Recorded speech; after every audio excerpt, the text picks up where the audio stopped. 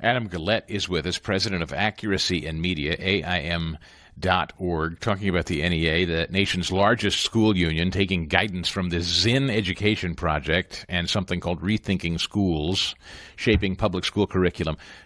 What the Trump administration has done thus far, Linda McMahon, the Department of Education, decentralizing public education, making the focus more on local control. It seems even the NEA has sort of acquiesced. They know they've either lost the fight or they're on the losing end of it.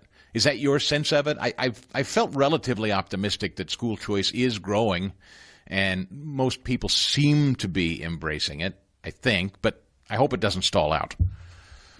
Well, with Texas having enacted school choice earlier this year, more than 50% of all students in America live in states in which they have school choice options. And the really fortunate students live in states like Ohio, Arizona, Florida, where they have universal school choice, meaning the money follows the child. We fund education the same way we fund food stamps. We don't assign you to the grocery store with your zip code. We give you the funds and you spend them in your best interest.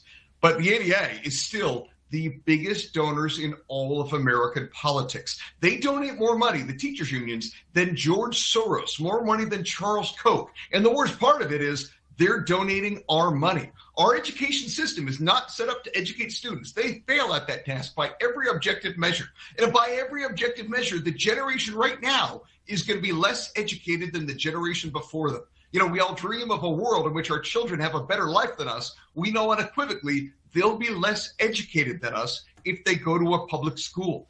That's the system we're dealing with, unfortunately, and the NEA has a stranglehold over it. They view it merely as a way to separate money from taxpayers and launder it to left-wing candidates, enriching themselves along the way and indoctrinating students across America.